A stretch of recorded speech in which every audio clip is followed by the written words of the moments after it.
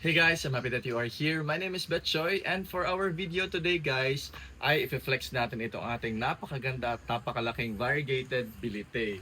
So this is one of our biggest bilites and dito sa garden guys, and I think we have around 3 or 4 na mga pang mother plant na in terms of size and the number of leaves. So I think ito yung pinaka-lush sa lahat ng ating mga bilite na andito sa ating garden guys. At sa ating previous na vlog guys, nakapag-feature tayo ng pink bilite, and then during that time na-flex din natin itong ating napakalaki at napakagandang Oriana variegated bilite. So ito yung na-mention ko dati na dati pa meron ng mga pink na mga discoloration na lumalabas sa mga Oria variegated na bilite. But this one is not a variegation but more on discoloration guys, kasi number one, this is actually the oldest leaf natin dito, and soon parang madededs or mawi-wither na ito. So because of the high humidity and yung sun stressing ito, extreme na lighting na natanggap niya, plus the fact na yun nga, papunta na siya doon sa pagka-deads guys, kaya nagunti-unti na yung magiging pula or magpipink, and then siguro mga after a few weeks or a month siguro baka magwi-wither na ito totally. Kaya natin binavlog itong ating giant na variegated bilite guys, kasi for today's video on the first day of 2026 ay ikakat natin ito. And actually medyo nasasayangan talaga ako guys mag-cut ng mga bilites, especially pag ganito nakalalaki, kasi habang tumatagal, habang dumadami yung mga dahon, palaki na sila ng palaki, at doon natin sila mas na-appreciate kasi naging lush na sila at sobrang laki na ng mga dahon. But because this one is actually a mother plant naman, so pwede lang din naman natin siyang i-cut para magkaroon ulit tayo ng panibagong top cut and panibagong mother plant na magpuproduce later on ng mga babies. At i-inspect natin yung ating mother plant guys. So na-mention ko kanina mother plant ito. Ito yung pinakauna or pinaka-original talaga na mother plant natin yan. Meron yung pinagkatanan. In fact, meron pa nga yung shoot dito na lumabas na sa ngayon. Tapos ito na yung kanyang baby na patuloy pang lumalaki hanggang ngayon. I think all in all siguro nasa mga almost 20 leaves na ito. Hindi ko na din mabilang. So ikakat lang natin ito guys para later on meron na tayong ulit na napakalaki na top cut, and then yung ating mother plant hopefully ay mag-produce din siya ng mga ganito din kagaganda na mga dahon. So dito sa garden natin guys, tinatry talaga natin na makapag-maintain tayo. At least meron tayong isa, dalawa na mga mother plants na mga classic, at saka yung mga top cut naman na mga classic like the variegated bilite, like the caramel marble, mga red Congo, na pwede nating gawing pang collection. At the same time, pwede na nating gawing model sa times na magbebenta tayo ng ating mga classic na mga philodendron. So itong ating variegated bilite guys has been a steady na philodendron dito sa ating garden ever since nag-start tayong mag-live selling. Hindi talaga nawawala yung variegated bilite. Itong ganitong klase ng mga variegated bilite guys, ito talaga yung favorite ko, kasi yung type of variegations na makikita natin yun yung marble type, at saka yung variegations talaga bright yellow yung makikita natin na variegations. So hindi naman natin dinidiscredit or sinasabing hindi maganda yung mga bagong labas ngayon, which is most probably mga TC na. Ito as in original pa talaga ito guys, years and years ago pa natin ito na mother plant, tapos sa kailang propagate na tayo, at nakakuha na rin tayo ng mga iilang mga babies from this one from before. And for this propagation guys, actually pwede ko siyang isagad sana, pero hindi ko na lang siya gagawin kasi hindi ko din alam, sobrang tagal na kasi itong mother plant na ito, so baka nagkalos na yung isang shoot niya. Pero most probably pwede pa din naman yun, pero I don't want to take any chance naman, sayang din naman guys, kasi okay naman yung ugat sa itaas.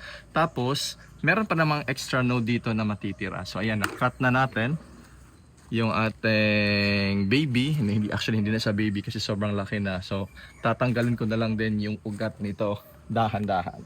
Isa din talaga ito sa mga challenges guys kapag ganito nakalalaki yung ikakat natin na mga propagations, kasi kita nyo yung mga ugat guys, so grabe, sobrang active na sila dito sa ilalim. So tatanggalin lang natin sila ng paisa-isa, dahan-dahan, para at least later on talagang solve na tayo dito sa ating propagations. And you would also see dito guys yung mga nung dati, nung aerial roots pa lang ito, nasa itaas sila. So slowly lang, at saka dahan-dahan ay ginaid natin yung mga aerial roots papunta dito sa medium para at least later on, kung ipopropagate na natin sila, ay fully activated na yung ating mga ugat kagaya na nakikita natin dito.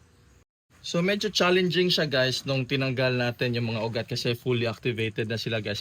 Pero this is actually one very good problem kasi once ma-separate na natin ito guys, and with the very activated na roots natin, at least hindi na din mahihirapan yung ating propagation na makapag-adjust later on kung magiging independent na siya. So ito talaga yung bittersweet problem natin with this one guys kasi grabe sobrang tagal na nitong ating variegated bilite at ngayon na sineseparate natin or kinukuha natin yung entire plant along with the activated roots. Parang nadidismantle yung ating mother plant.